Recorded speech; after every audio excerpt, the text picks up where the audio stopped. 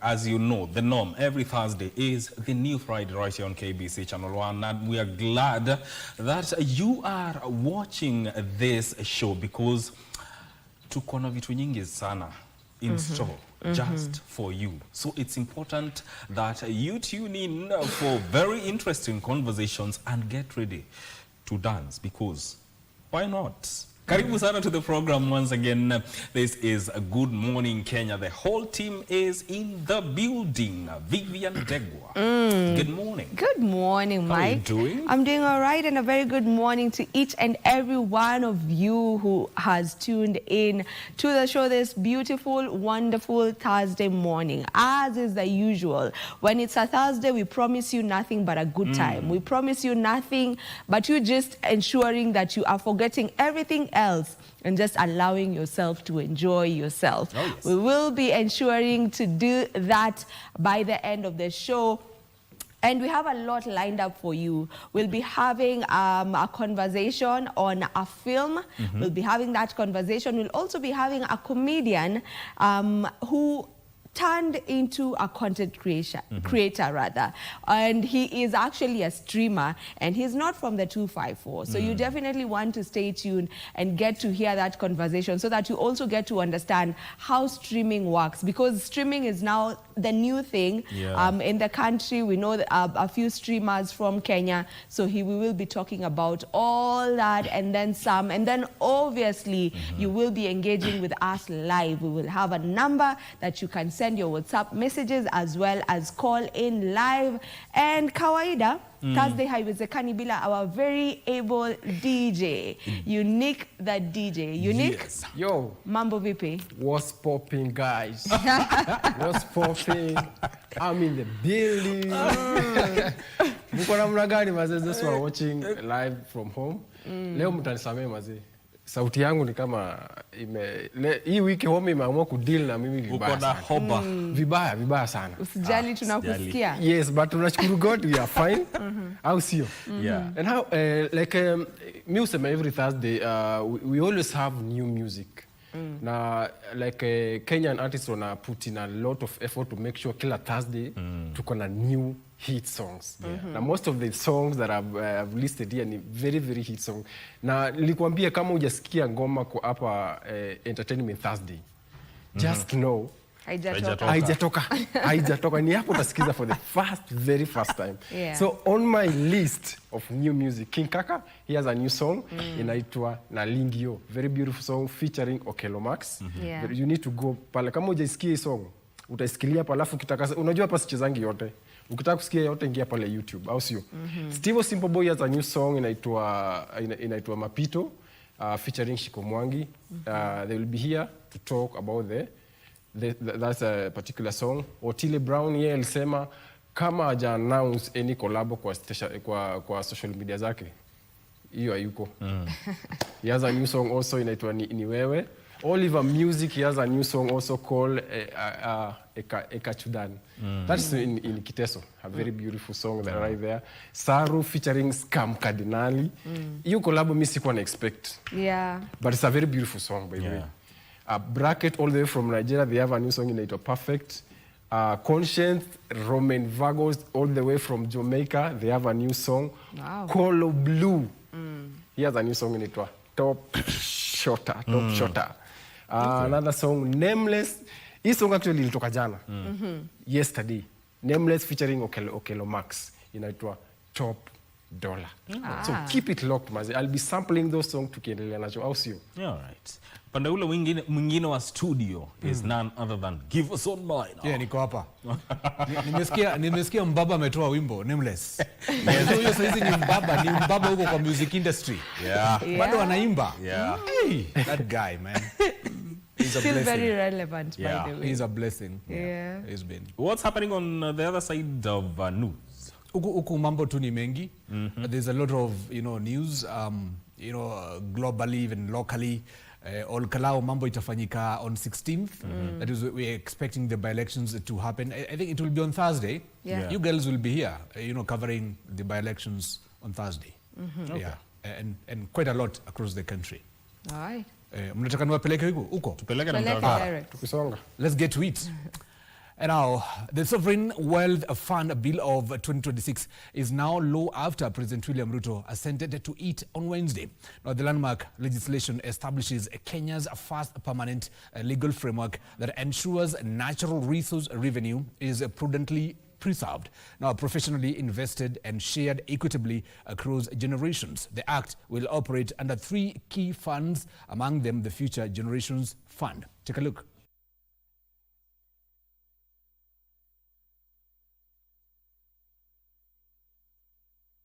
The Sovereign Wealth Fund Bill of 2026 that seeks to preserve and invest natural resource revenue for shared prosperity between both present and future generations. In a symbolic event, the bill was assented to in the presence of young learners representing the future generations. President William Ruto termed the law consequential as it provides a clear framework for managing limited natural resources while at the same time equally sharing their proceeds with future generations. For many years, Kenya extracted titanium from the mineral sands of Kwale. It was one of the largest mining investments in our country's history. The minerals were extracted. Those deposits can never be mined again. What answer shall we give one day to our children when they ask us what happened to titanium?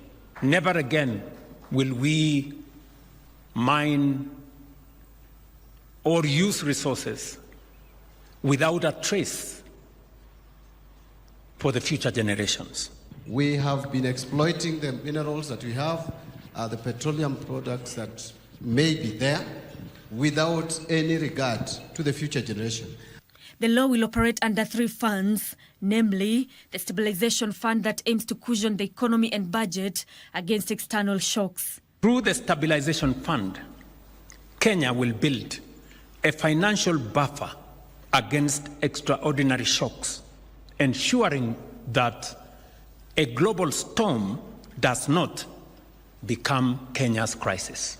The Strategic Infrastructure Investment Fund aims to finance transformational national infrastructure and other strategic development priorities. Apart from benefiting from resources that will come from our natural resources in oil and minerals, we will also be investing profits that come from investment in our very critical infrastructure like Jomo Kenyatta in the Sovereign Wealth Fund. The Future Generations Fund, on the other hand, aims to preserve a portion of current natural resource wealth for the benefit of future generations and will receive 30% of the proceeds. The idea of establishing a sovereign fund is a very, very progressive idea. I first learned about it when I went to Botswana, where all the wealth they generate from their mineral resources are put into a sovereign fund. And that sovereign fund is for the future generations. We are witnessing the coming into force of one of the most consequential legislations in the history of our country that honors the requirements of our Constitution to use the natural resources we have for the benefit of both the present generations.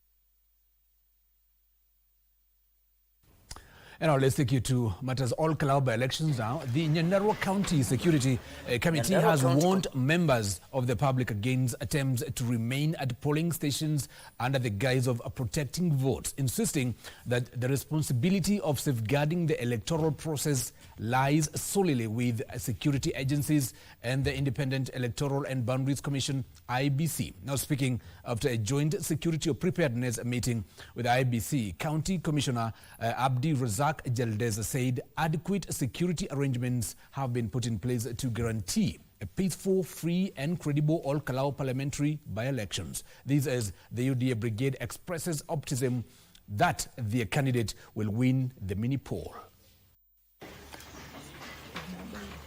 Nyandarua County Commissioner Abdi Razak Jaldeza urged all Kalau voters to turn out in large numbers next week Thursday to exercise their democratic right and leave the polling stations immediately after casting their ballots. Lakini wakipiga kura wapatie IBC na vikosi vya usalama nafasi ili waweze kufanya kazi zao. Mambo wengine ya kusema tunalinda votes, hakuna kulinda votes. Votes zinalindwa na wale ambao wamekuwa deployed.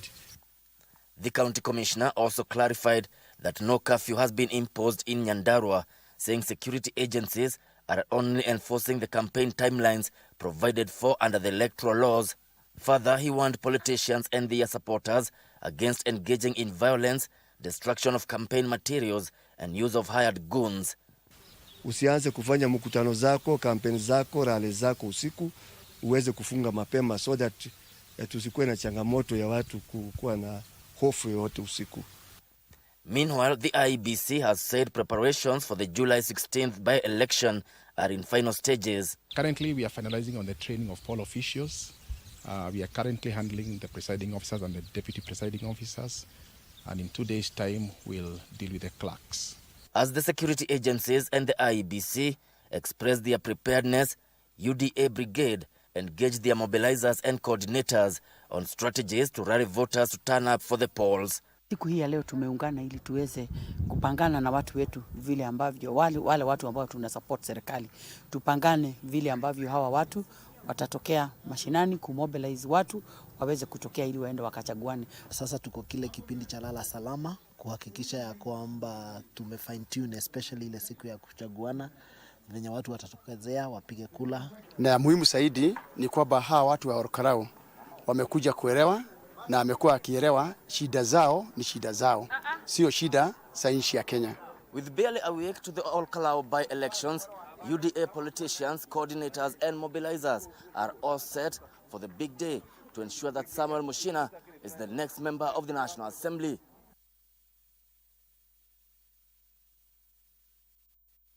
And away from all Kalau matters, the government has handed over the public service payroll audit report to the Directorate of Criminal Investigations DCI, paving the way for investigations into suspected payroll fraud and irregularities amounting to 6.2 billion Kenyan shillings. Now, the Public Service Cabinet Secretary Geoffrey Ruku says the probe is part of the ongoing reforms to eliminate ghost workers and strengthen accountability in the management of public funds. Public Service, Human Capital Development and Special Programs Cabinet Secretary Geoffrey Ruku on Wednesday officially handed over the Public Service Payroll Audit Report to the Directorate of Criminal Investigations, marking the beginning of criminal investigations into suspected payroll fraud uncovered during a nationwide audit. We are starting with 12 state departments, which the report is ready, that we can be able to pinpoint. There are some irregularities which happen here and there. It's for the DCI to know whether it's criminal or not. Because as a ministry, we don't have that capability. Probably there was one or two questions which was not properly asked or some document not submitted.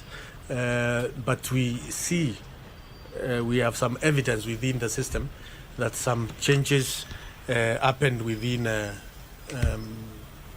human resource information system. To strengthen payroll management, the government has directed all ministries, state departments, agencies, state corporations and county governments to migrate to the human resource information system within 1 month. If they fail to do that within a period of 1 month, the salaries will not be remitted to those government agencies who have not been onboarded on HRS. The HRS, as it is today, is robust enough, is capable of onboarding all government agencies, all county government of the Republic of Kenya. According to Ruku, the integrated system will allow real-time monitoring of payroll transactions, making it easier to detect unauthorized alterations and eliminate ghost workers. The government has also established payroll audit units across all ministries and departments. We have formed payroll audit teams in each and every state department. And this is the case also. We will do the same in all county government in the Republic of Kenya, so that we can have audits of the payroll on monthly basis, so that we can be able to get what's happening, not at the end of the financial year, but each and every month. The Directorate of Criminal Investigations, General Amin Mohammed, on his part, noted that the investigations will be conducted fairly and in accordance with the law.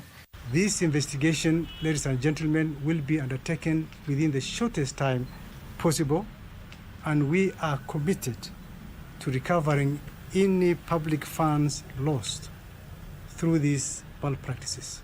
Of course, this being a matter of serious national concern, we shall endeavor to be updating the public on the progress of our investigations as and when necessary.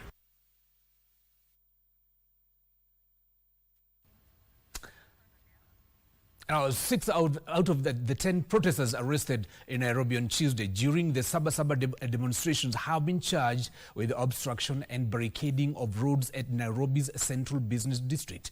Now, the accused persons who appeared before Principal Magistrate Paul Mutai at the Milimani Law Courts pleaded not guilty to the charges. Now, the defense team, while pleading for leniency, argued the protesters were lawfully exercising their right to demonstrate and urged the magistrate to fine police officers in defiance of High Court orders that barred them from barricading roads. Now, the court ordered the accused persons to be released on a cash bail of 2,000 shillings each, pending pre-trial. When innocent Kenyans express their grievances in the streets as a way of peaceably protesting and protected by Article 37, clearly shows you that the charge before you, Your Honor, is a waste of the court's time, waste of the judicial time and resources, Your Honor. We should not be here. Same terms, each of the accused persons, you will be released on a surety bond of 10,000, alternative cash bail of 2,000, 22nd of July for pre-trials. And now, the Law Society of Kenya, LSK, has announced a countrywide peaceful procession on Friday, 10th July 2026, to protest the brutal murder of Advocate of the High Court, Edward Muthe Kariuki, who was found murdered and dumped outside his residence in Athi River 2 days ago. Now, LSK President Charles Kanjama said the peaceful march in Nairobi County will kick off at 9 a.m. at the Milimani Law Courts, proceed along Kenyatta Avenue and the Vigilance House, where they will submit a petition to the Inspector General of Police. He decried what he described as the rising attacks on legal practitioners and professionals and appealed to the relevant authorities to take action. An attack on an advocate is an attack on the administration of justice itself. In honor of our departed colleagues and in defense of the rule of law, the Law Society of Kenya hereby declares Friday, 10th July 2026, a day of national solidarity for the legal profession and announces a nationwide Advocates March for Justice.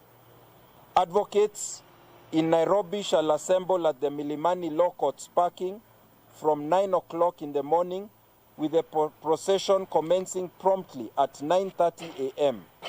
All participants are requested to attend while formally dressed and don a purple ribbon as a symbol of remembrance and unity.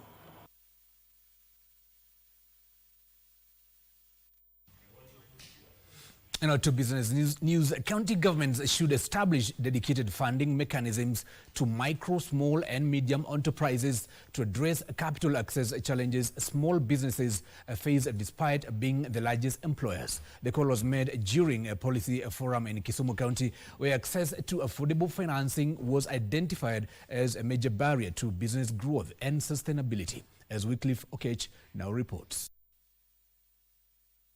Informal sector accounts for 9 in 10 jobs in Kenya and supports millions of livelihoods. However, access to affordable financing is among the biggest challenges that micro, small and medium enterprises face. Actually, as small enterprises, we have a lot of challenge in getting funds. They challenged county governments to set up a special fund for informal businesses to supplement kitties such as the Women Enterprise Fund, Nyota Fund and the Hustler Fund offered by the national government. Under the MSME policy, they really don't understand what funds are out there for them, and we want them to understand this through the creation of the awareness in the policy of the funds that are available, like the MSME fund. Most important is for them to show up, because if you don't show up, then you'll never know this existence. And information is key.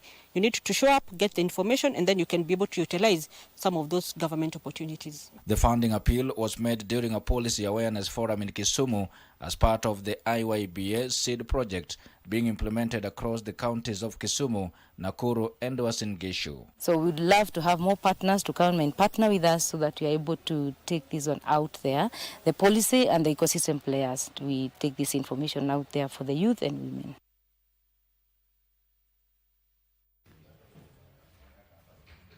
And to the international front now, crude oil prices have increased after renewed fighting between the United States and Iran raised fears of further disruptions to global energy supplies and threatened a fragile ceasefire that had eased market pressure. Now, Brent crude, the international benchmark, rose more than 3% to $76.48 a barrel, the highest in June since June 23, and now reversing recent declines that had pushed prices back to pre-conflict levels. Here are the details of this and other stories making headlines across the globe. The latest surge in crude oil prices followed U.S. strikes on Iran and Washington's decision to end a temporary waiver allowing some Iranian oil transaction after attacks on commercial vessels in the Strait of Hormuz. The U.S. military said the strikes were in response to attacks on shipping in the strategic waterway, while Iran has not accepted responsibility but warned it would take action to protect its security interests. The uncertainty over control and access to the Strait of Hormuz, a key route for global oil shipments, is keeping crude oil markets on edge and raising concerns about prolonged supply disruptions. Meanwhile, Uganda's coffee export earnings fell sharply in May as lower global prices and reduced shipments hit the country's biggest agricultural export. Uganda earned $151.7 million from coffee exports during the month, down 38% from $244 million recorded in May last year. Export volumes also declined 22%, with Uganda shipping 617,491 bags. The drop came as international coffee prices eased following expectation of a stronger harvest in Brazil, the world's largest coffee producer, after months of elevated prices driven by supply concerns. Finally, France has lowered its 2026 economic growth forecast to 0.7%, citing weaker first quarter performance and the impact of ongoing geopolitical tensions. The revision marked the second downgrade this year after the French government cut its outlook from 1% to 0.9% in April. The downgrade reflected weaker than expected activity, the effects of the Middle East conflict, and uncertainty over growth in the second half of the year. Despite easing inflation and signs of stronger household spending, officials say the recovery remained too fragile to support the earlier forecast as France seeks to maintain economic momentum. And now let's get sporty for a moment. Now, Kenya Police FC celebrated its top performers at the club's end-of-season awards gala held in Nairobi, with the defender Aboud Omar emerging as the biggest winner of the night. Now, Omar scooped 3 major honors: a most valuable player, defender of the season, and goal of the season after an outstanding 2025-2026 campaign. New signing Vez Kutiama also impressed, taking home the Golden Boot and signing of the season awards. Now, the men's team finished third in the FKF Premier League but fell 2-1 to Tusker in the Mozartbet Cup finals. Now, meanwhile, Kenya Police Bullets capped off a successful season by winning a third consecutive FKF Women's Premier League title. Now, securing a place in the Sekafa qualifiers for the CAF Women's Champions League. Ugandan striker Margaret Kunihira was named the women's most valuable player. Speaking during the gala, Kenya Police Deputy Patron Eliud Lagat reaffirmed the club's commitment to investing in facilities and player development as it targets a greater success on the continental stage. Midfielder of the year of Peter Control. The expectations will be high, the competition tougher, and the challenges greater. But with those challenges come even greater opportunities. I want to encourage both teams to remain focused, ambitious, and committed to the values that brought them this far. My message to you, you can't be committed, that's fine, but do you have the discipline to see it all the way to the end? So you must, and I'm happy that today we're talking to the disciplined forces. So it is something that you have, and maybe that's why you're so successful as a club. So keep it up, continue that way. Ombi langu ni kwamba kama itawezekana, na najua inawezekana, kama itawezekana, najua saa ingine sisi bana tukiwa kule ground tukifanya makosa kumpata Mr. Nyale ama SG ni ngumu sana. But hao wenzetu at least wakiwa promoted, hata nikishikwa anaweza mpigia simu.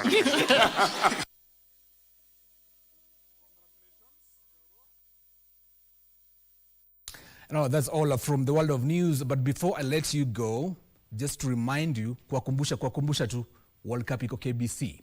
And today we'll bring you a live match between France and Morocco. And the winner of between these two teams, I'll be supporting one of them to the finals. I hope I'll be happy at the end of the tournament. My name is Giverson Maina. The show continues on the other side with Mike Migwe. But before that, a short commercial break.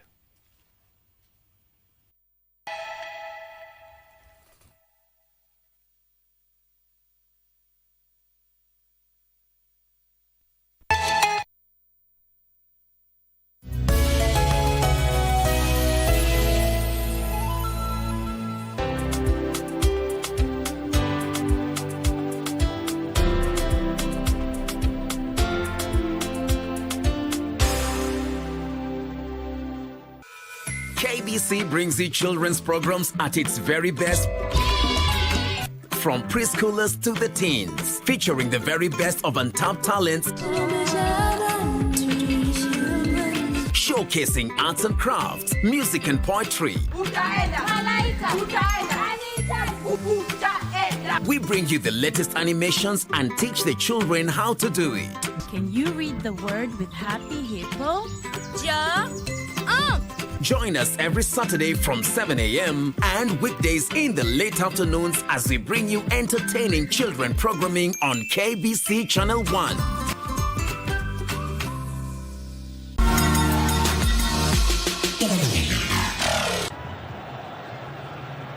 By Paredes, it's a quality ball, brilliantly done, and somehow Alvarez denied by Javert, miraculously. What a save! Absolutely incredible. What a ball back across. He moves his feet so well. It's great contact, but to get that out from that distance, it's the strength in the wrist, shoulder and elbow to just drag it out from behind him. The ball is past him when he reacts.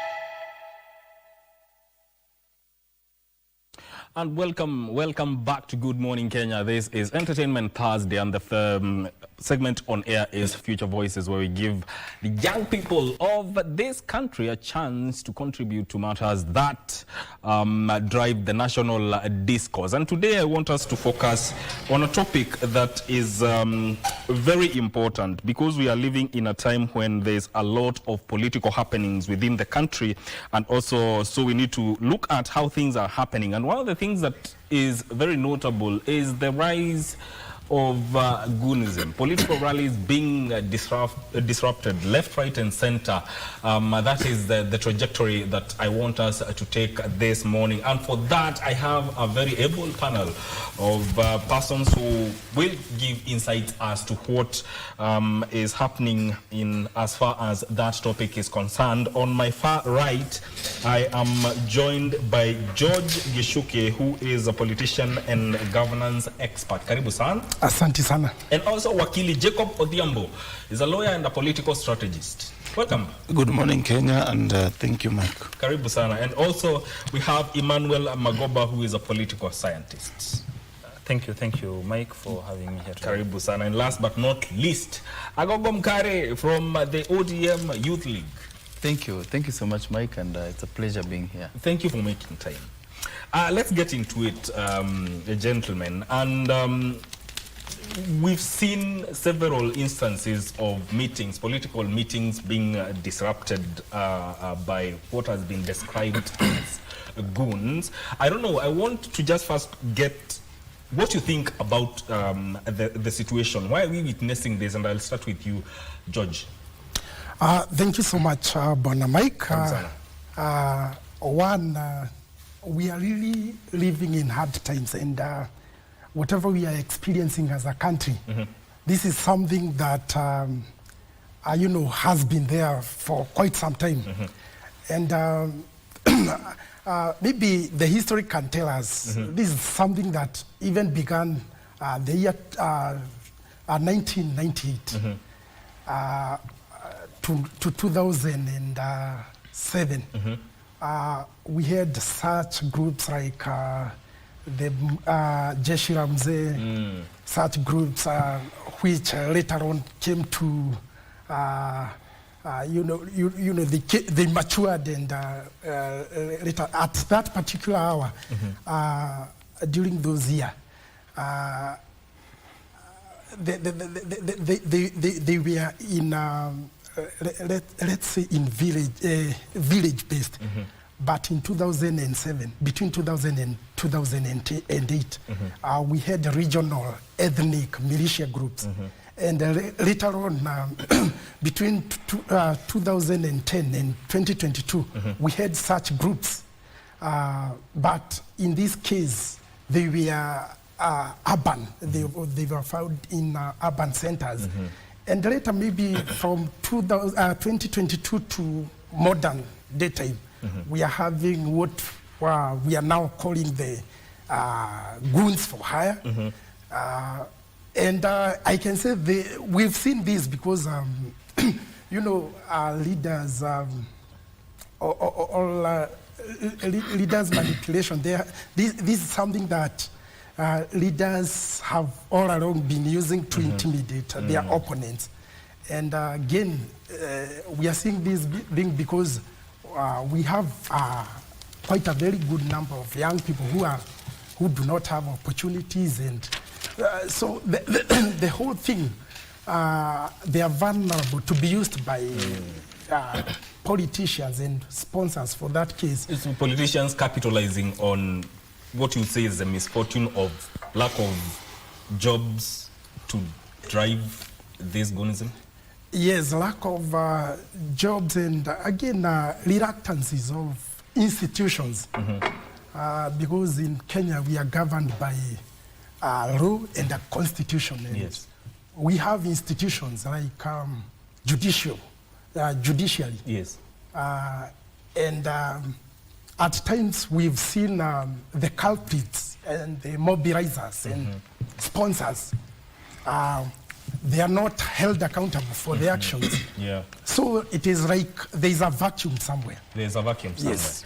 We'll come back to that. Wakili, what do you think? Are we witnessing an emergence of a new political, what you say is some form of quote-unquote, a new political violence, or is it simply a modern version of tactics that has lived with us for decades, as George is putting it?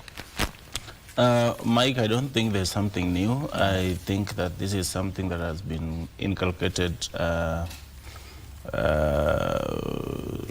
for quite a number of years now by the political class. And the only solution to it is the political leadership coming to terms with the mess that they've created and deciding to stop it. Because we know that the issue of youth unemployment sometimes, pushes the young people into trying to find an extra ways of survival. And that is why they become readily available for hire by the political class. So I think it is a culture that has been brought into place by the political class, and they really need to come to their senses and find a solution to it, because they created it. Yeah, coming to their senses. But then again, Magobo, when you look at it, why let yourself be used to disrupt someone's meeting just because you differ on ideologies or who you support in so far as politics is concerned? Thank you very much, Mike. I think that is what a created society leads to. That is simply a created society. Whatever we are experiencing today, it's not just something that started yesterday.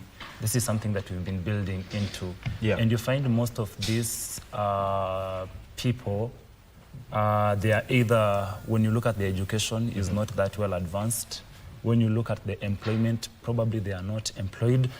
And there is this quote that PLO Lumumba loves to use the most, that anger is a very bad thing.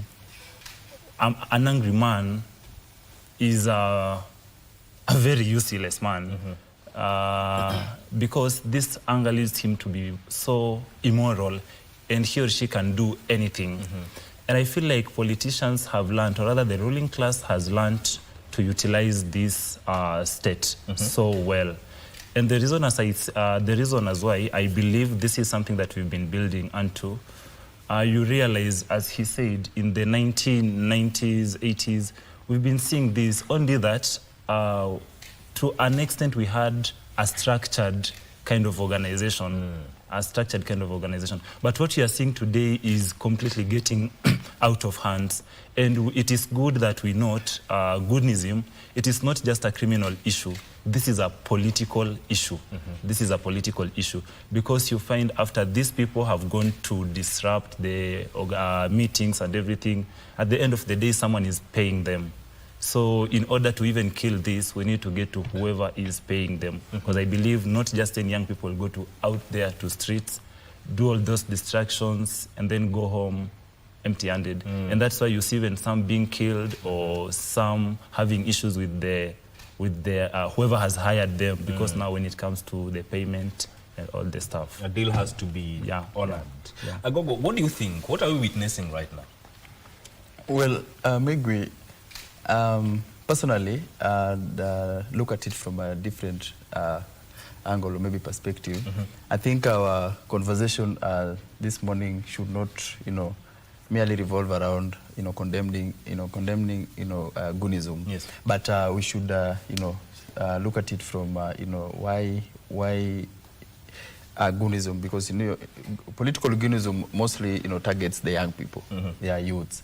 So we should ask ourselves, because we are merely all youths in this panel. So we should ask ourselves, why the young people? Why are they, the most targeted, group? I personally don't believe in the politics of Goonism, because our politics is built on democracy and constitutionalism, and building institutions. Goons, having goons, or maybe merely talking about having people fighting, and that is not what, even our forefathers really, fought for. I can say that I'm privileged to have worked with, Dr. Buro Ginga, one person who believes in, strengthening systems and ensuring that, issues, politics of ideology, our politics should be based, on ideologies, issue-driven, where people discuss policies and, not, fighting and exchange. Because this is something that you cannot point on a specific political, side, because maybe you are in a specific political party, or maybe you are aligned to a political leader. But it's something that all leaders should be brought on, on board, all political leaders per se, because they are all involved in this. So if we can start looking politics from the politics of ideology, strengthening institutions that can create opportunities to the young people, as Dr. Buro Ginga, keeps on calling Tunataka Power. The Tunataka Power message is not about taking the political power, but creating, institutions that can empower the young people and that can create opportunities, economical, opportunities for the young people of this nation, so that they can be, empowered. Just as my colleague have said that most young people who are not employed, or maybe lack of education, can lead to that because someone takes advantage over it.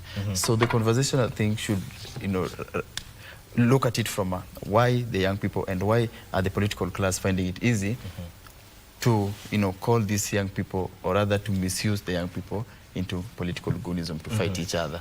Yeah, you've said that you put it very well. And George, like he has said, let's say two opposing sides accuse each other of using goons to disrupt respective meetings. How does the public now separate fact from political propaganda? How is that possible?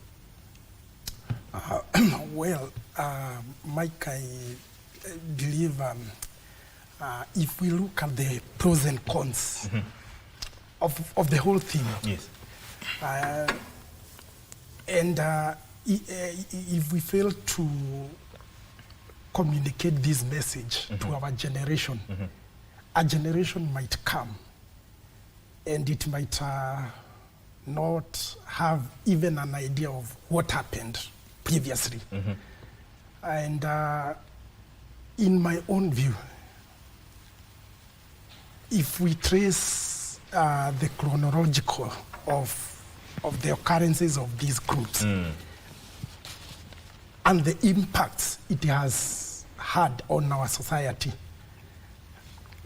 these are some of the things we have seen. We can say damage to our community, to our country, lovely country, through the loss of lives, loss of properties, and now the public should come outright and should condemn. As one of my colleagues here says, they are engineers, they are mobilizers, somewhere seated comfortably, the financiers of such activities. And unless there is law enforcement that is put in place, we shall continue seeing, we shall continue witnessing this damage that is caused to our young fellows. So the members of public should come out to condemn the... And even as they condemn that Wakili, where do you see the gap? Is it lack of enforcement or just lack of goodwill to enforce the law? It is a mix of a compromise situation, both from the law enforcement officers, political class, and because for the youths, they are desperate and they also want to live, to earn a living. The police officers sometimes are very compromised in certain aspects by the political class. So for us to completely deal with the Goonism culture that is really threatening the future of this country, then we have to stand our feet, and both the law enforcement officers and the political class needs to do the right thing. Yeah. And the fact that the Constitution gives the citizen a right to picket peaceably, to picket. But then again, there has to be a distinction between protests and also opportunistic criminals and organized gangs. How do we do that? Because we've seen peaceful protest degenerating into something else. Number one, it all starts by the law enforcing agencies. Law enforcing agencies, because I'll give you an example of an organized movement that has been turned into a bit violent, even though not that violent. In the recent past, we've seen the nurses union, the union of nurses. I think they were discussing about internship or so, and they were moving around town, and once in a while you'll see a tear gas thrown in the middle of the group. They are very harmless. Of course, doctors are a bit harmless, unless with a syringe. So they are very harmless, only with their phones and stuff. So when police come in, the police force, and start tear gassing such like peaceful movements, it then turns into something else, because they will retaliate. They will also fight back. But I wanted to bring something to attention, that this culture of Goonism is taking us to a very, very poor society. And I want to share with the nation that imaginary state by Thomas Hobbes, the state of nature, whereby it's characterized by three things: that life was cruel, short, and brutal. And that is what we are seeing with this Goonism thing. I'll give you an example of whatever happened at All Saints Cathedral. You are coming from maybe Upper Hill or somewhere around there, maybe in your meeting, and then on that road, you meet these goons moving from now the church to wherever they came from, and they meet you on that road, snatch off your phone, snatch your assets, or even finish your life. And then you find there is no much different from what was happening in that imaginary state of Thomas Hobbes, whereby life could end any time. And it is even bad that we are now getting to Charles Darwin's idea, the strongest should survive. It is like those with the strongest goons will always survive, beating those who do not have goons. And I want to correct my brother, not all politicians believe in these gooniship things. I mean, we have some very, very good leaders around. So it is only those few crooked individuals who are still entertaining this behavior. And I feel like as a society, we really, really need to stand up against this, because at the end of the day, we do not want to get Kenya to a Haiti state. We do not want to get Kenya to a state whereby life is so unpredictable. You do not know when you will die. Because everyone, I mean, it's Charles Darwin. If I'm stronger than you, then I mean you have to say yes to whatever I want you to do. Survival for the fittest. Yeah, I don't think we need to get to that level as a country, and especially as a strategic nation in East African region. Agogo, what do you think? Have we reached a point where political violence has become an accepted language of politics? Well, Migwi, I think, you know, when Magoba, let me just respond to Magoba. Yes. When he says that not all political parties, maybe not all political leaders, you know, prescribe to the political of goonship, is not accepting the political reality. And that is what I mentioned earlier, that when we come here start, you know, pointing fingers to political, you know, figures, maybe political parties or individuals, then we are misleading the nation, because nearly everyone, close to a million viewers are following this, you know, conversation. So those are kind of conversations that we are trying to, you know, to limit, to come here and do what, offer solutions that can help the nation. Yeah. So politics of goonship, as my colleague here puts it, when he started, this is something that, you know, it is not new to, you know, to some of us. Yeah, and it is not something that, you know, we are born today in Kenya and realize that, oh, we are in a political mess or maybe political chaos or maybe, goonship. But then we are like, what are the, what are some of the reasons that could lead to this? Because number one, if you follow our politics keenly, you will realize that, and Magoba himself, said it, that due to, unemployment, those are some of the issues, those are some of the key, fundamental issues that has led to some of these, political gaps, political goonship. Because you realize that who are the primary targets when it comes to, political goonship or maybe violence? Are the young people, are the youth? Why? Is it because they lack jobs? Is it because they are not educated? You cannot start, pointing fingers to individual people because maybe you feel like you're in a political side or maybe political leader. That would be misleading. You see, my brother, yeah? I feel like my brother's point of view is of pointing fingers because as far as we are all concerned, we need to correct these things. As far as we are all concerned, let him execute his point. Let me finish because when he was speaking, I'd given him time. So Migwi, if we view politics from that angle, then we'll be misleading the public. We should come here and ask ourselves those fundamental questions, so that if someone is following the conversation, they can realize that these are some of the conversations. Maybe these are the policies area that need to be reviewed, so that we can have a nation that is safe for all of us. But not pointing fingers. Just a second. I feel my brother comes from a point of view, or rather from a space where people are based in naming names and pointing fingers.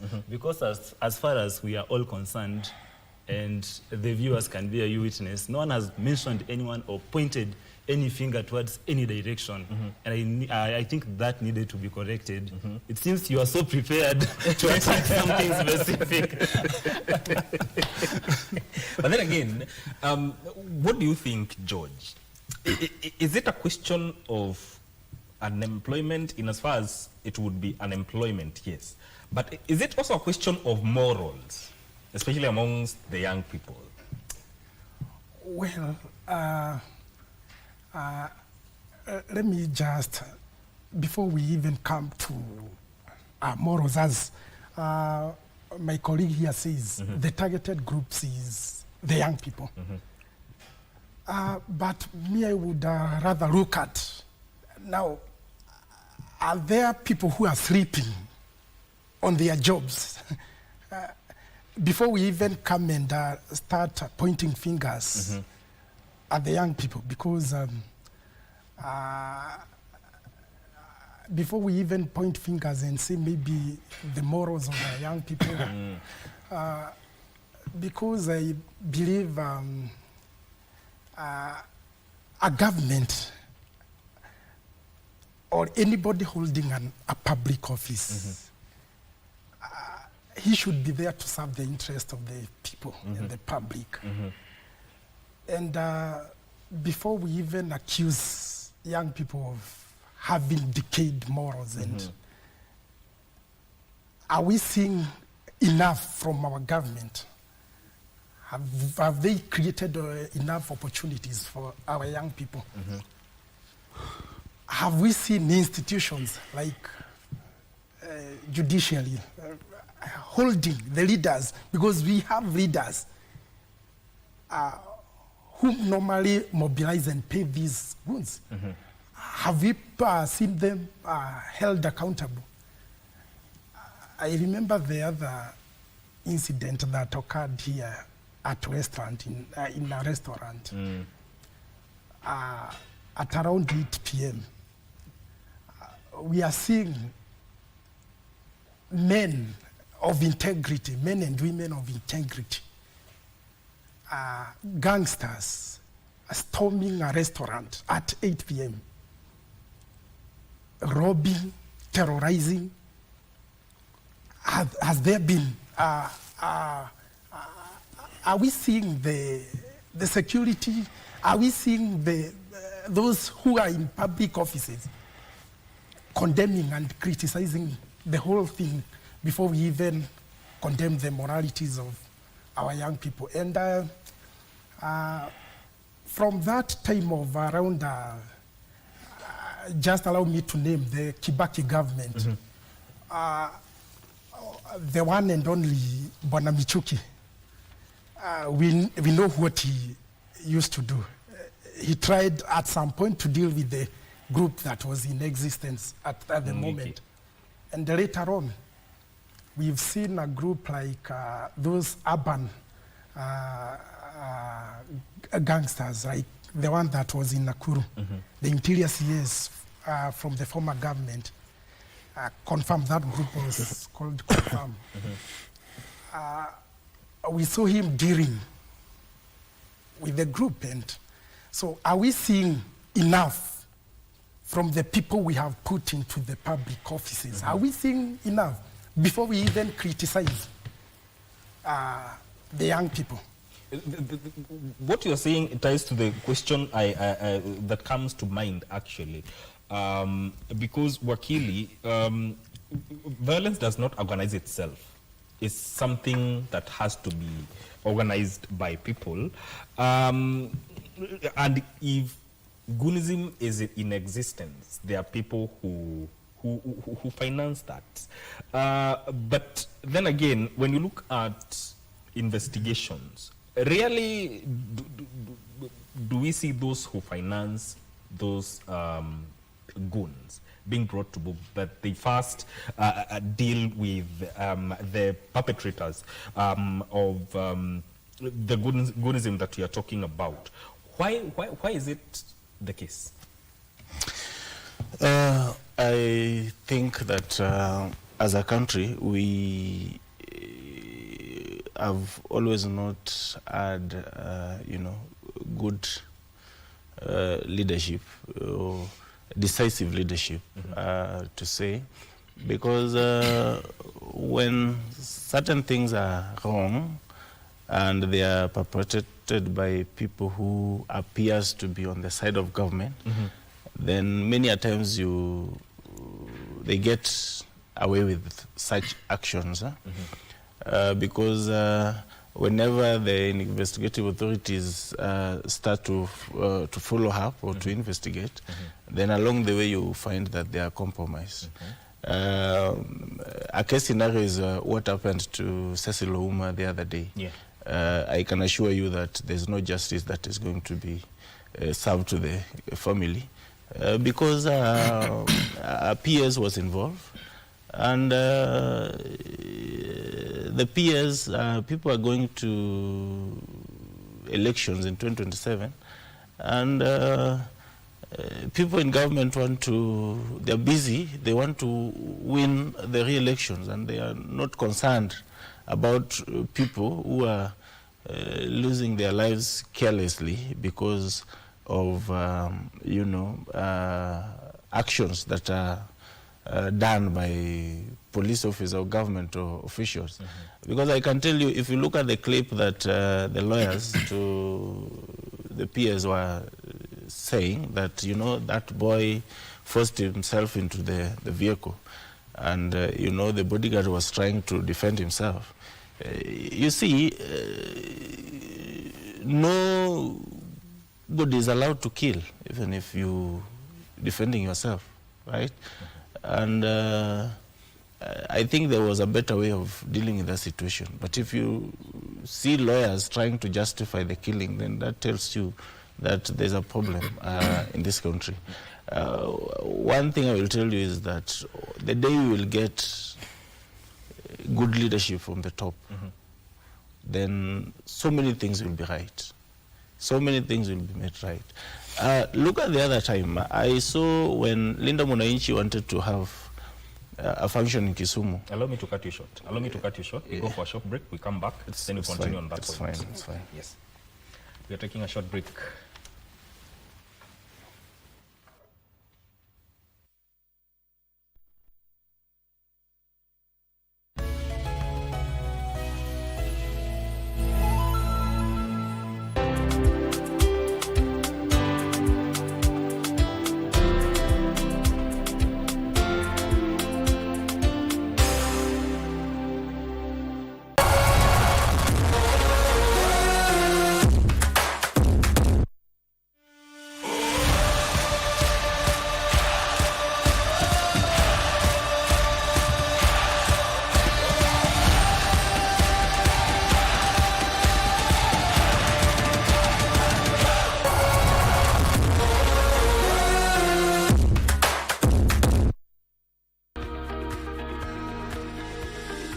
mwisho wa juma kwenye runinga yako ya KBC Channel 1. Tunakuletea Mkulima. Ni kipindi cha kila mtu. Iwe wewe ni mkulima mdogo, mkulima mkubwa, muuzaji au mnunuzi, au yeyote anayenuia kuanzisha kilimo ama ufugaji. Tazama Mkulima kila Jumamosi saa 10:30, ambapo kilimo na fursa zinapatikana.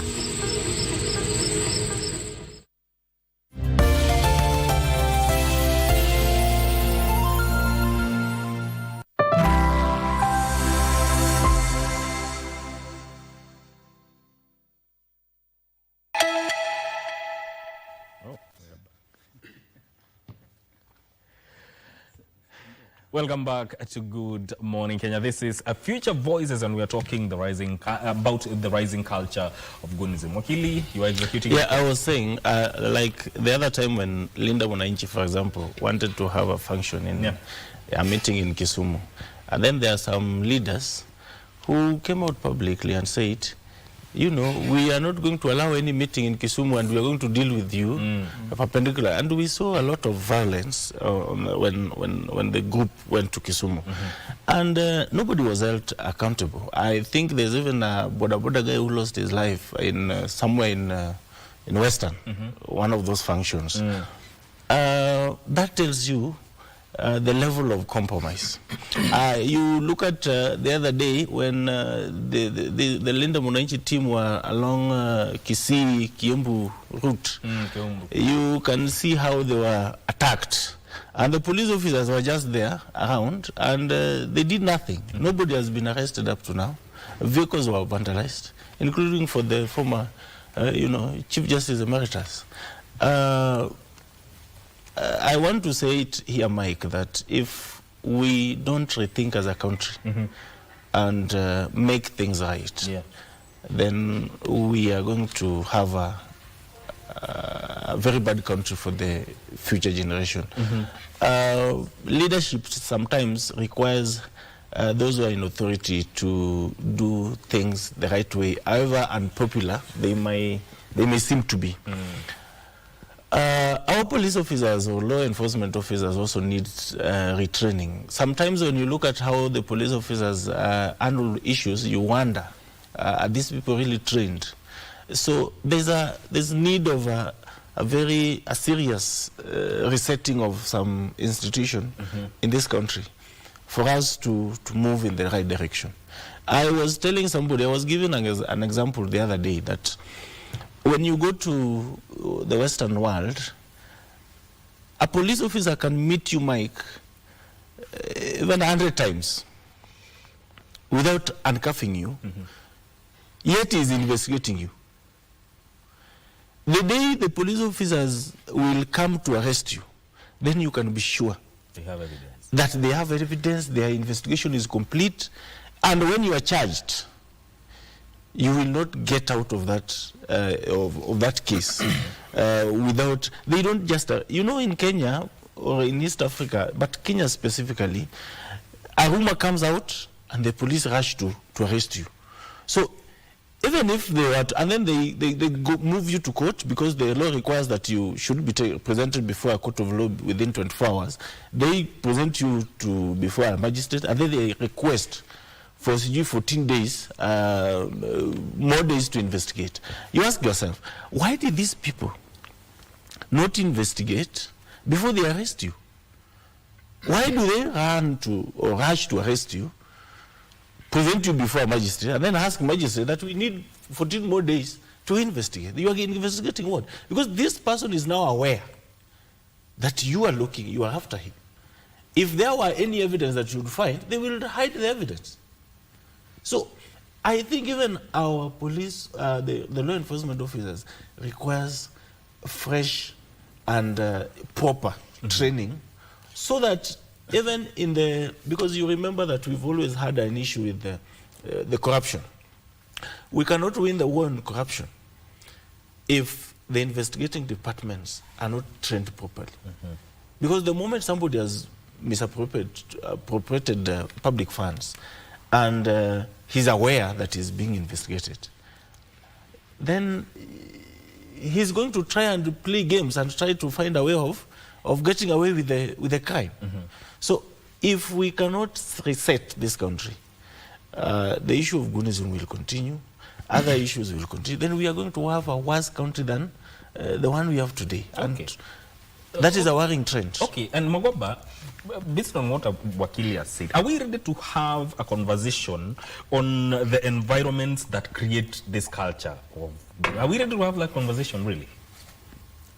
We are, of course, having it, but just as I pick it up from there, Mike, when politics rewards violence, then the society has to pay the price.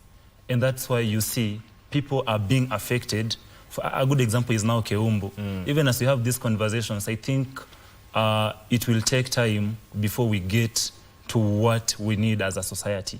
Because just as he says, we know someone very well participated in destruction of a peaceful movement or other peaceful meeting in the name of Gun, and this person goes scot-free, or he's probably appointed in a position somewhere around the nation. And so you find that when we keep on rewarding these goons more than we reward our sharp people with ideas, then the society continues to pay the price. Look at what is happening in our churches. The other day, I think it was somewhere in Central, people are in the church and they are being tear-gassed. You know, a number of people, well, it's culturally, a number of people who go very early to these churches, maybe older women, they have to go mapema so that they don't miss any word from the preacher. And then you find if this lady, maybe in his 60s, 70s, is being tear-gassed for a problem caused by a young man, that is so disgraceful in a community like Kenya. And I strongly feel like leadership should not be about the number or rather the multitude one can mobilize, but leadership should be about the number of people a leader can inspire without fear. Aristotle tells us that man is a political animal. And so man needs to coexist in a society, come up with ideas that help to build a society, not idea whereby we are always in instance violence, or rather where we are always fighting. So I feel like we need to have this conversation and we need to strongly condemn this as a nation. And Gogo, you know, there's a youth question. What does it mean, or what does it bring out if we are able to, what does it say about a society where young people can easily be mobilized for violence rather than employment? Well, Mike, I think before responding to that, based on what my colleague George, yes. Yeah, he was mentioning something on Westland, the Westland attack. You know, I think it is also, you know, prudent to just to, you know, differentiate between political goonship and, you know, thuggery, or maybe thieves per se. Yeah. What we witnessed in Westland, that was not, you know, that was not goonship. Yeah, and you know, that was robbery. That was robbery. And also based on what Mugabe was saying, Magoba was saying that there was some attack. You find, you know, people maybe being chased and phones are being snatched, taken away. I also believe that you know, that is a thin line. There is a thin line between now, you know, thuggery, or maybe, you know, just people snatching a phone is not, you know, goonship. That is theft, so to say. And that is why law enforcement, as Wakili Jacob was saying, that the police officers, and our constitution is very right, is very clear on this, that as we picket and we find maybe goons, or maybe, you know, youths who riots during this, you know, demonstration, the police needs to be so keen to ensure that they protect the peaceful, you know, picketers, or maybe leaders who demonstrate during, you know, such processes, so that we can know who the goons are and who the robbers are. So now when I come to your question, Mike, youths become vulnerable because because of many, factors or reasons, you find that most of us young people, we are easy to manipulate. You find that for a leader will come maybe with a token, just a token of appreciation, and you'll be like, now if there is an opponent, a political maybe rally or maybe a function, and a leader feels like this political function should not be successful, and then they'll go out there and hire goons or maybe youth. Then from there, it turns out to be violent. So through that, if you can build our institutions, if you can ensure that we have a country where leadership, as Jacob puts it, and this is something that does not single-handedly narrow down to a specific or maybe one leader. It should be a collective responsibility, because at the end of the day, we only have one country, we only have one nation. So when you start pointing fingers to an individual, and then now at the end of the day, you also have a role to play as a citizen of a nation. You cannot just sit down and start pointing fingers. Someone would ask, what have you done as an individual at that capacity where you are to ensure that things works well? So as we try to point fingers to our leaders, we should also ensure that we become responsible citizens that we are, and also ensure that all these institutions that are mandated to protect us also play their role. And George, if this has to end, because we are heading into 2027. 2027 is our election year, and we shall have intensified campaigns. If this continues, what does that mean for 2027? Well, Mike, many have said we might have a banana republic. Those are their sentiments. But before we even get to that point, let us hold every public servant accountable. If a member of parliament is said to have paid goons, or is probably there, he is said to have some groups funding or financing some groups. Before we even get to that point of destroying our country, why don't the institutions such as judiciary hold that person accountable? We have Chapter 6 of our Constitution, and I'm not sure if we normally mean what Chapter 6 of our Constitution says, because a member who is found to fund such activities such as goonism, in my own opinion, he should be banned from maybe holding a public office before we get into 2027. And that probably can be used as one of the mitigations to prevent most of the leaders, because I know their plans. The leaders are grouping, they are planning on how to use the same to, goons are used to intimidate their opponents. And for sure, as we head to 2027, I think the government and other institutions, they need to up their game. We need to see a very active judicial system in place. We need to see, because all along, my friend here says, we have seen so many things happening in social media. We are seeing, perpetrators go scot-free without being held accountable. So can we see one case that is in court, and it will serve as an example to the rest of the ili iwe funzo kwa wengine wako na tabia kama hiyo. Wakili, what do you think? Because 2027 is around the corner.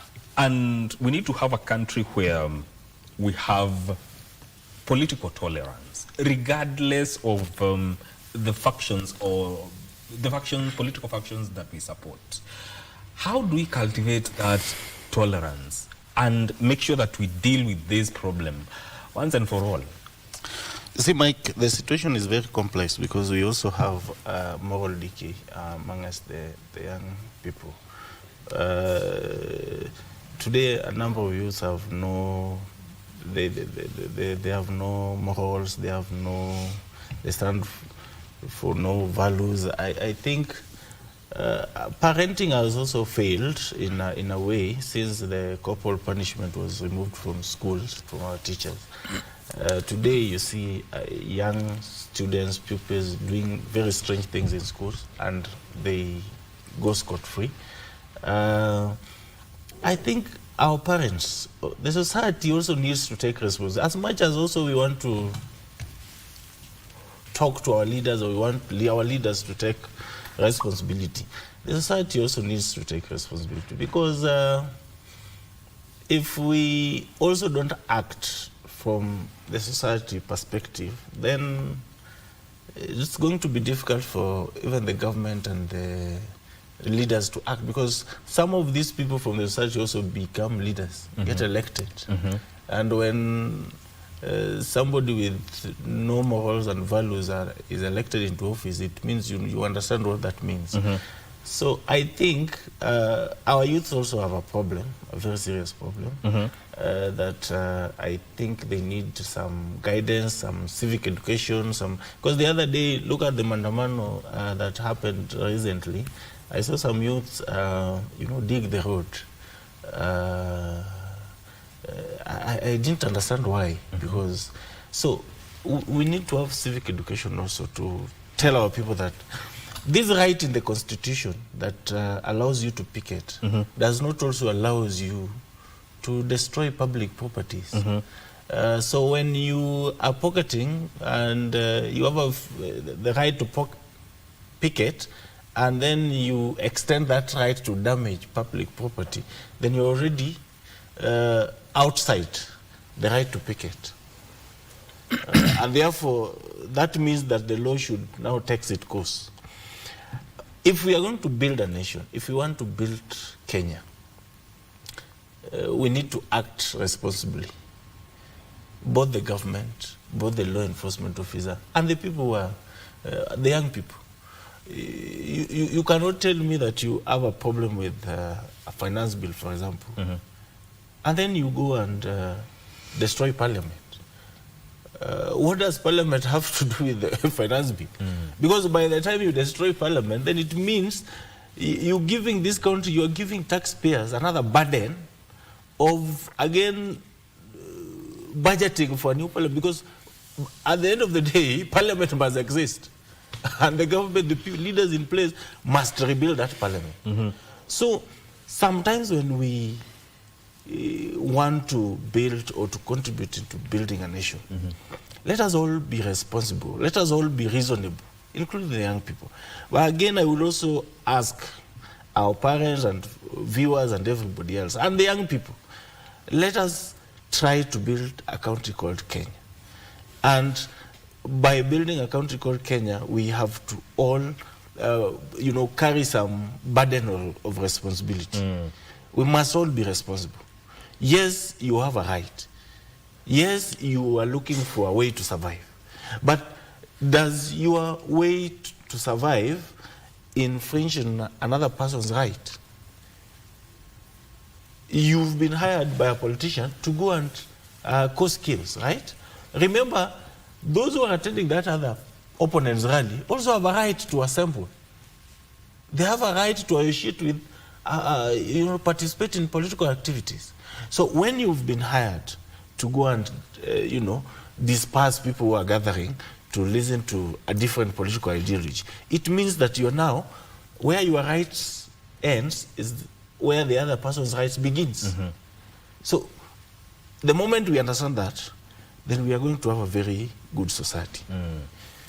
Let us not think that it must be me. Mike might be saying something that I don't agree with, but he has a right to say. The late former Prime Minister used to tell us that, yes, I don't agree with what you are saying, but I will defend your right to say it. So we must also understand these facts.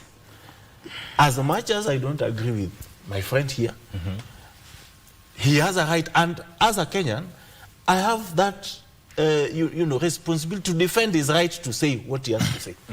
I have that responsibility to defend him, to pursue. If he is leaning to a different political ideology, have the right to, to respect his political ideology. Yeah.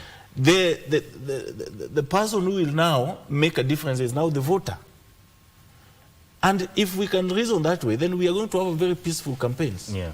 Because by the end of the day, let every other aspirant sell his policies, then let the voter decide. And then let us build a new Kenya. And I'm going to throw this question to both of you as we come to a close of this discussion. What reforms need to happen as we approach the next election cycle? Briefly. Towards the 2022 elections, I hope we are all aware to the formations that we had by then and individuals who are supporting which group and which group. My Western kingpin, Papa Francis Atwoli, was on one of the media stations, and he mentioned something. Yeah, Atwoli is a very great man. And he mentioned something: in whose hands are we safe? In whose hands are we safe?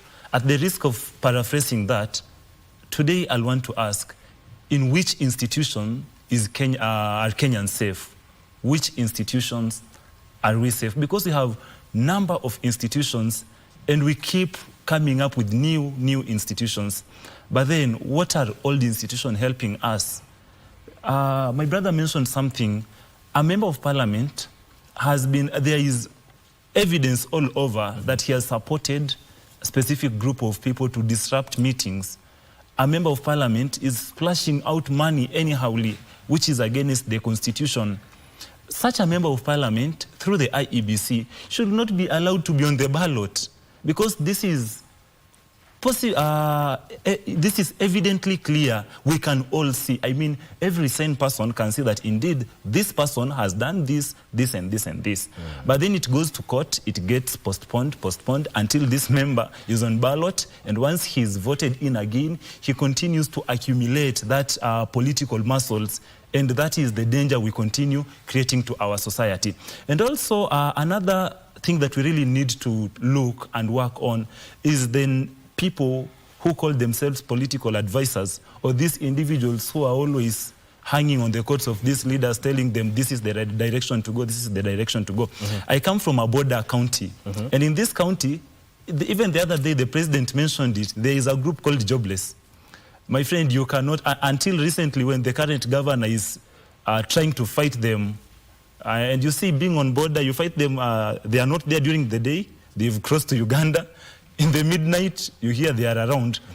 And for them to continue maligning the lives of people, it means they are either being protected by someone, or maybe the security agencies in that region have failed. So number one thing is that our security agencies really need to be patriots.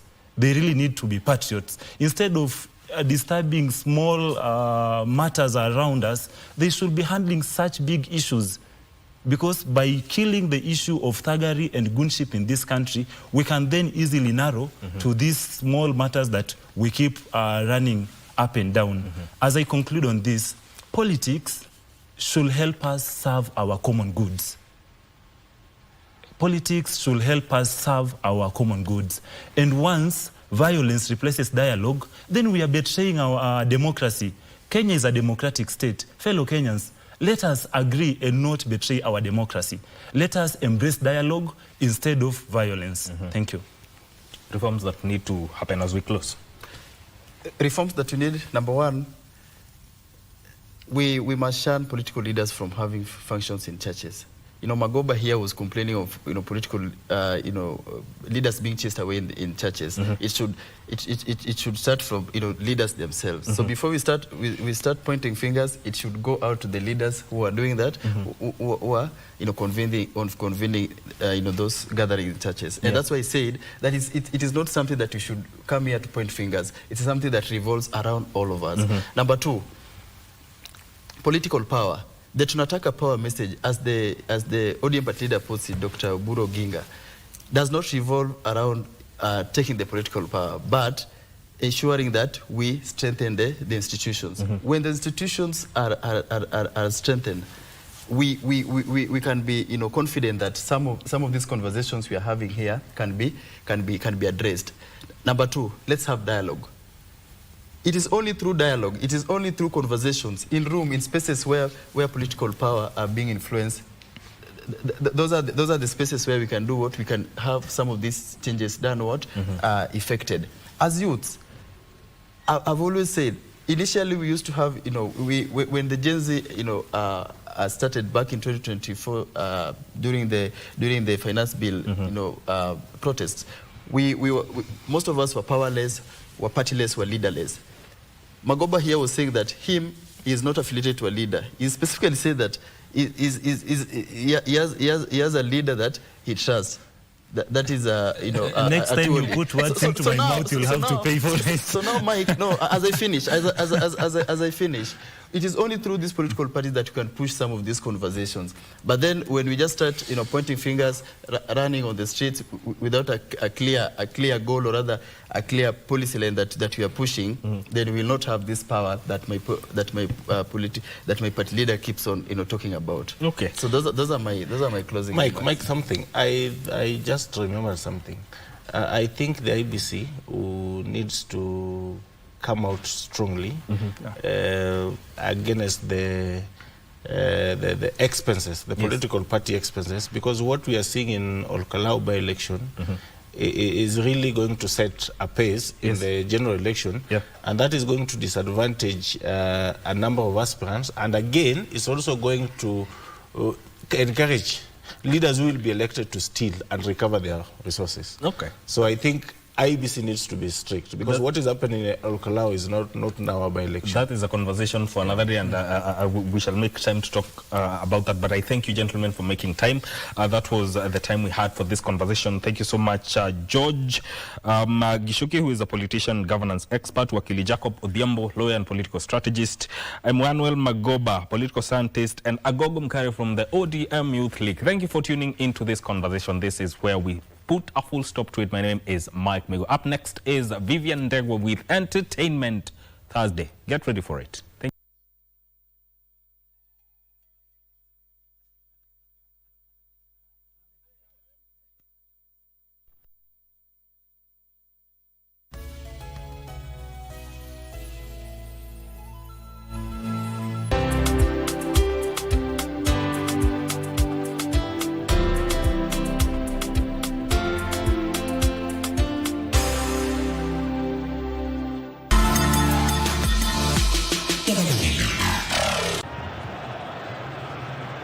By Paredes, it's a quality ball, brilliantly done, and somehow Alvarez denied by Javert, miraculously. What a save! Absolutely incredible. What a ball back across. He moves his feet so well. It's great contact, but to get that out from that distance, it's the strength in the wrist, shoulder and elbow to just drag it out from behind him. The ball is past him when he reacts.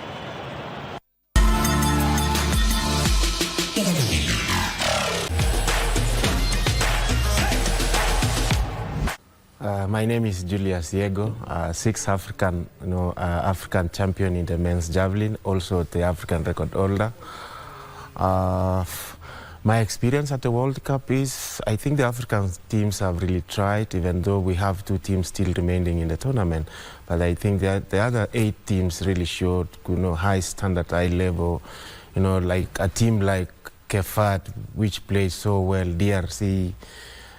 They played well, but I say maybe Morocco will be a team to watch again, like the last World Cup, and I think it will be the team that will take Africa maybe to the finals this year. Let's wait and see.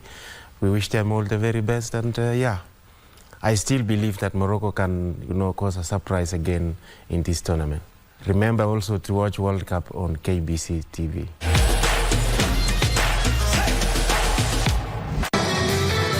I've been sucking up for so long, but in the end, you've chosen to surrender your life. What's done is done. Let's do this. Wow. How's that possible? Why'd you choose Chow Yun-bin? For the last 5 years, he's the only one who is willing to go there. Is that everything then? He's not afraid of you.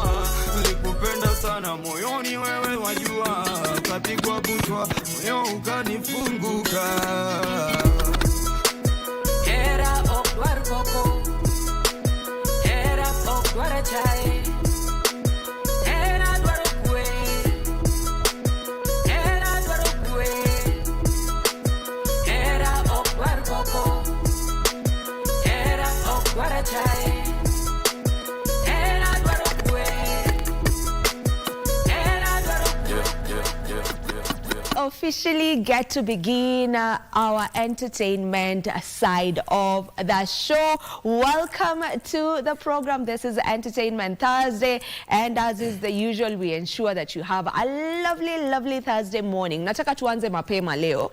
In terms of you talking to us, the numbers are right there on your screens. The number is 0707 303 212. 0707 303 212. That is the number that you can be able to send us a WhatsApp message, or if you are a caller, yes, you can do exactly that. You can call us live on the show. The DJ is ready, and I'm sure he will be beginning to pick or take your requests. So if you have any requests, anza mapema. Mapema ndo best. Wale wa last week walisema, haukuweza kutuchezea yetu unique.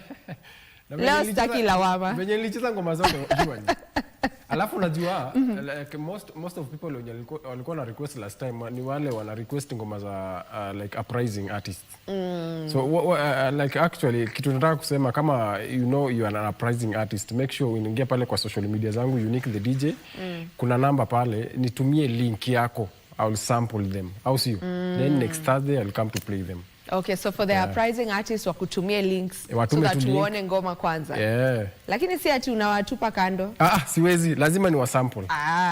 Okay, because we're all about supporting Kenyan music for sure. So even the ones who are uprising and they have good music, mwone Unique huko kwa DM zake so that you send the links to your music ndo aweze kupitia. Alafu yes, ataweza kuwachezea ngoma right here on the show. Now today's show is fully packed. It's going to be a packed one. Itakuwa ni tukisonga. We have amazing guests today, Unique. Leo tuko na guests wazuri sana. Of course, Steve Simple Boy will be right here, and he'll be here together with Shiko. They have one very beautiful song. Inaitwa Mapito.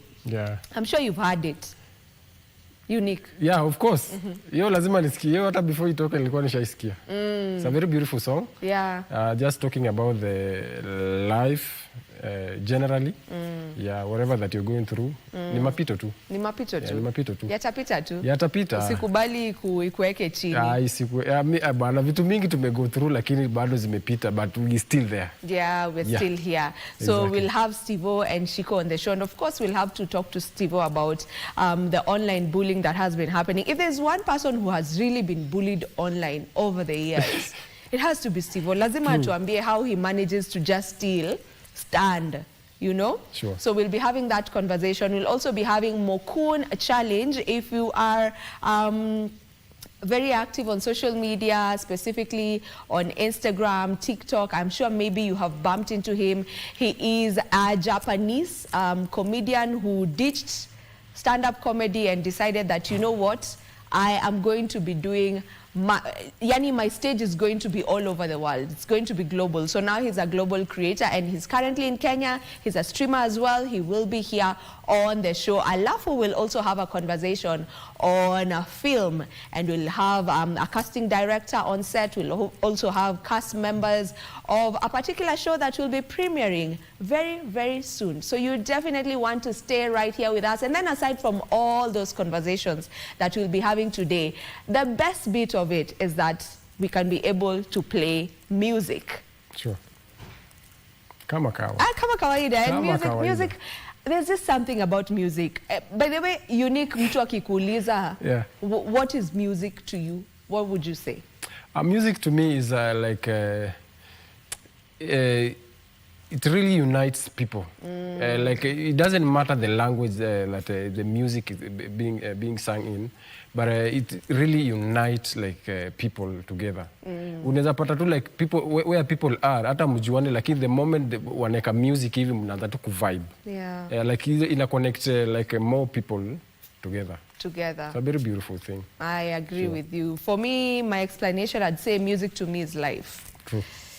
I can't imagine this life without music. Kuna imagine maisha bila music? How now? How do you even live that life without music? To me, music is just life, because it's usually very uplifting. Whenever spirits are low and whatever, music just is able to bring me back, bring me back. So yes, you can also just let us know, what does music mean to you? And the number is right there on your screen, 0707-303-212. What does music mean to you? That is the number iko hapo kwa screens. Nisome tena, 0707-303-212. You can be able to send us a WhatsApp message, ama weza kutupigia simu live.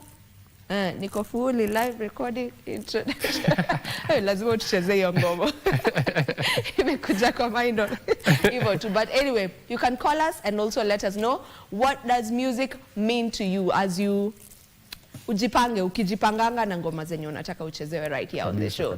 So now you're up to speed with what to expect on the show. So how about tuingie kwa mziki, alafu tukirudi tuanze with our first interview. Stay with us.